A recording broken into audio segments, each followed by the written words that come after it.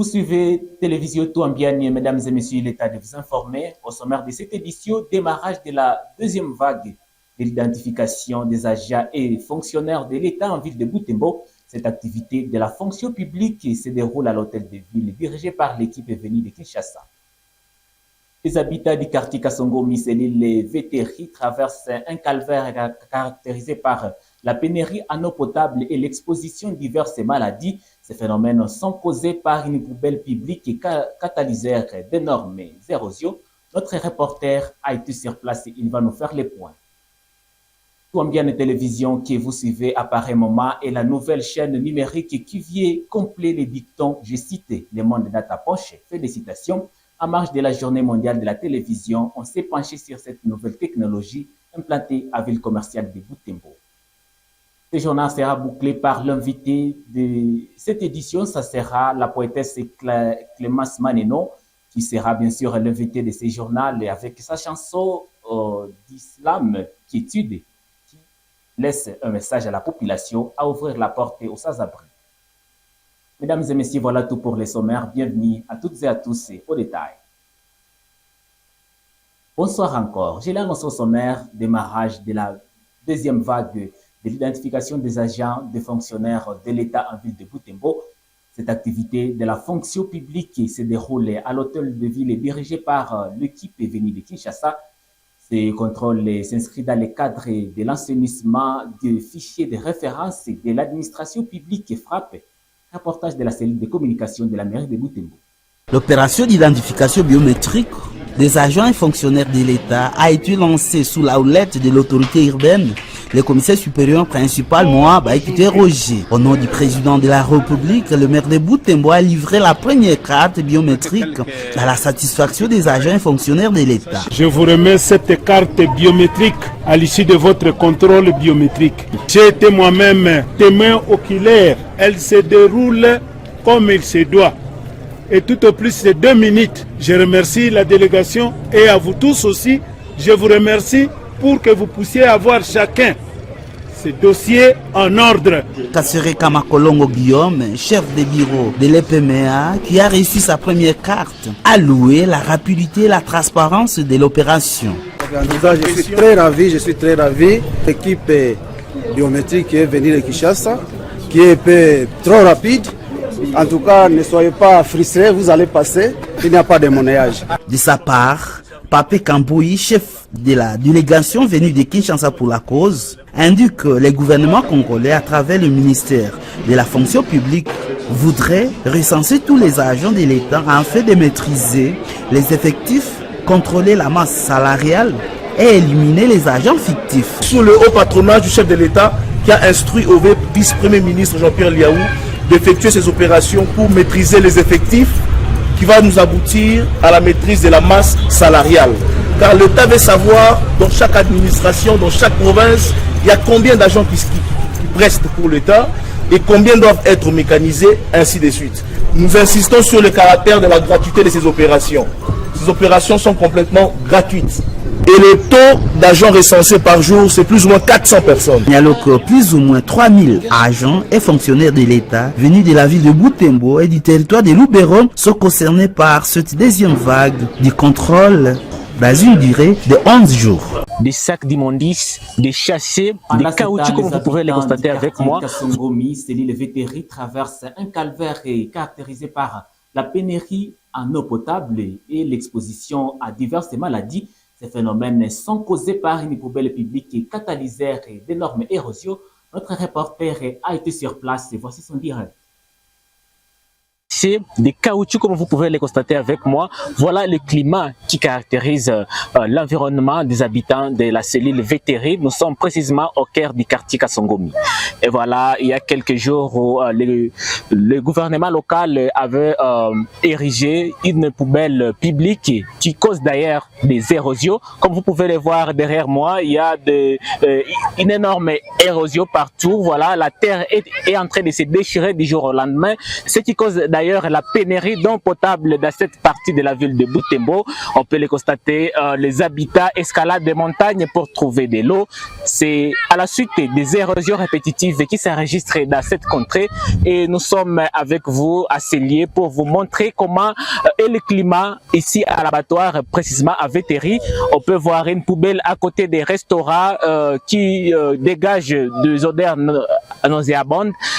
Cet environnement cause d'ailleurs des maladies pour la population riveraine de cette contrée. Il y a quelques jours, quelques semaines déjà, quelques mois, une organisation non gouvernementale, PREPIG, avait planté des bambous ici pour essayer d'alléger les érosions dans cette contrée. On peut voir partout, il y a des bambous qui sont déjà plantés. Ces bambous vont aider à maintenir les sols le plus longtemps possible. Mais certes, la population de Kasongomi vit une calvaire qui caractérise leur vie quotidienne avec ces érosions répétitives causées par cette poubelle publique érigée par les autorités locales. La radio-télévision Touambiane Télévision que vous suivez à pareil moment est la nouvelle chaîne numérique qui vient compléter les dictos Le Monde Data Poche. En marge de la journée mondiale de la télévision, on s'est penché sur cette nouvelle technologie implantée à ville commerciale de Butembo. Voici les reportages qui détaillent la chaîne.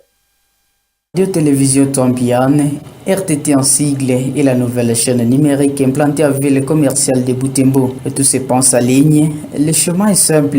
Il suffit d'avoir votre téléphone Android accompagné de mégabytes et puis vous accédez à l'application via Play Store de ton smartphone. Cette nouvelle technologie vient compléter les dictons, je cite, Le Monde Data Punch fait des citations avec une télévision portative garnie des actualités. Le directeur de la télévision Touambiane indique que cette chaîne internationale est au service de la communauté.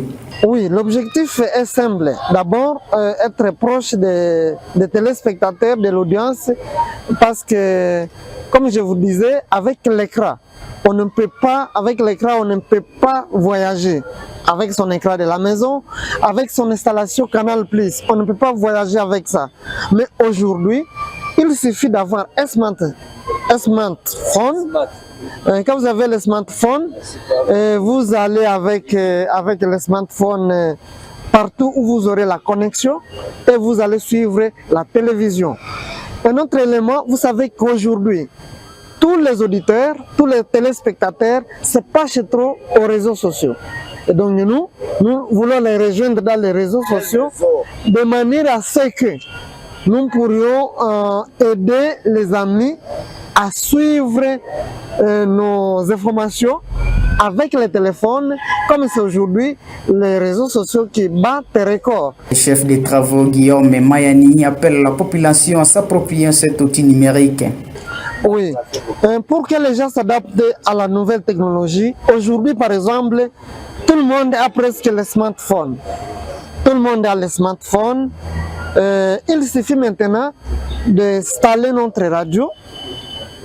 Lorsqu'ils vont installer notre radio, ils vont nous suivre et ils vont suivre tout ce que nous faisons. Par exemple, aujourd'hui, à 17h, nous allons offrir un match. Et les gens vont suivre les matchs partout ils seront. Et ça va aussi limiter aussi le vagabondage. Si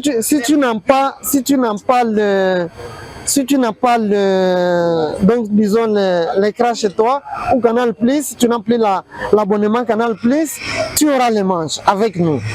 Et aussi un autre avantage, toutes les manifestations de la contrée, nous allons les couvrir en direct si les gens le veulent, parce que nous sommes là pour tout le monde. C'est pourquoi je lance un appel à toute la population de Butembo, de Beni, de Lubero, de Goma. Si vous avez besoin de la couverture en direct de votre manifestation, comme à la télévision, comme à la radio, nous sommes très capables de réaliser cette réalité-là. Voilà pourquoi nous sommes là pour toute la population. Notons que les locaux de la télévision Touambiane sont basés au rond-point La Concorde, non loin de la radio Liberté. Vous suivez la télévision Touambiane dans votre portable. Et voilà, pour finir cette édition, nous sommes à la place, à l'invité. C'est avec la poétesse Clémence Maneno, avec sa nouvelle chanson d'islam, Quiétude, qui lance un message à la population à ouvrir la porte aux sans-abri. Vous allez d'abord écouter la voix de cette chanson qui trace une vie pénible d'un sans-abri qui cherche asile. Ensuite, sera l'interview.